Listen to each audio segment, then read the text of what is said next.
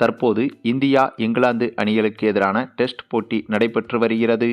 அதாவது 5 போட்டிகள் கொண்ட டெஸ்ட் தொடரை முன்னிட்டு இப்போது அதற்கான வார்ம் அப் டெஸ்ட் போட்டிகள் நடைபெற்று வருகிறது. அதுவும் ரோஹித் சர்மா, விராட் கோலி போன்ற சீனியர் வீரர்கள் இல்லாமல் சுப்மன் கில் தலைமையிலான இளம் வீரர்கள் கொண்ட இந்திய அணிதான் இந்த தொடரில் பங்கேற்க உள்ளது. அதே சமயம் ஜஸ்பிரீத் பும்ரா போன்ற சில சீனியர் வீரர்களும் இந்த தொடரில் விளையாடுகின்றனர். இந்த நிலையில்தான் இந்த இரு அணிகளுக்கான முதல் டெஸ்ட் மேட்ச் தொடங்கியது. இந்த போட்டியில் முதலில் பேட்டிங் செய்த இந்திய அணி நினைத்து பார்க்க முடியாத அளவுக்கு ரன்களை குவித்திருந்தனர். அதாவது இது ஒரு டெஸ்ட் போட்டி என்பதை தாண்டி T20 அளவுக்கு இல்லை T20யை மிஞ்சும் அளவுக்கு அதிரடியை வெளிப்படுத்தி இருந்தனர் இந்திய பேட்ஸ்மேன்கள். முதல் நாளில் மட்டும் 550 ரன்களை கடந்த இந்திய அணி இரண்டாவது நாளின் முடிவில் 900 ரன்களை தொட்டுவிட்டது.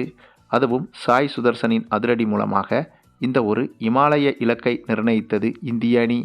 பின்னர் இந்திய அணி நிர்ணயித்த முதல் இன்னிங்ஸ் ஸ்கோரை சேசிங் செய்ய களமிறங்கிய இங்கிலாந்து அணிக்கு அடுத்து ஒரு மாபெரும் அதிர்ச்சி கொடுத்தது இந்திய அணி.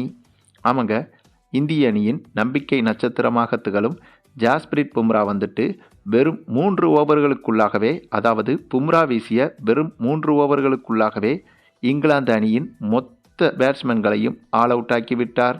இதில் இங்கிலாந்து அணி சேசிங் செய்ய களமிறங்கி பும்ரா உள்பட மொத்தமாக இந்திய பவுலர்கள் 11 ஓவர்களை வீசியிருந்தனர். இதில் பும்ரா மட்டுமே வெறும் 3 ஓவர்கள் வீசியிருந்தார். இந்த 3 ஓவரில் இவர் மட்டுமே 9 விக்கெட்டுகளை வீழ்த்திவிட்டார். எப்படி 9 விக்கெட்டுகள்? மீதி இருந்த ஒரு விக்கெட்டை பிரசித் கிருஷ்ணா வீழ்த்தியிருந்தார்.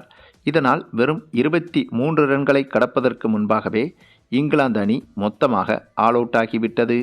இந்த சம்பவம் என்பது இங்கிலாந்து அணியின் ஒட்டுமொத்த கிரிக்கெட் வரலாற்றுக்கும் பெரும் அவமானமாக மாறியது.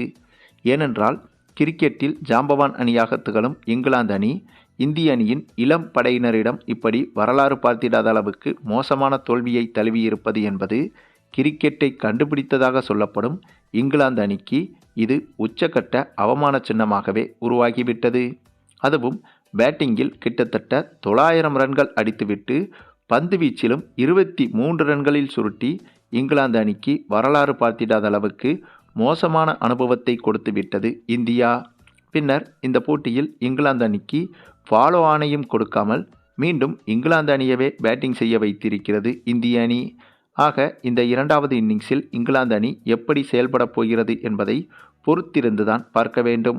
சரி, நீங்கள் சொல்லுங்கள், முதல் இன்னிங்ஸில் இந்திய அணியின் பேட்டிங் மற்றும் இத்தகைய வெறித்தனமான பந்துவீச்சை பற்றி உங்களுடைய கருத்துக்களையும் கமெண்டில் தெரிவிங்க.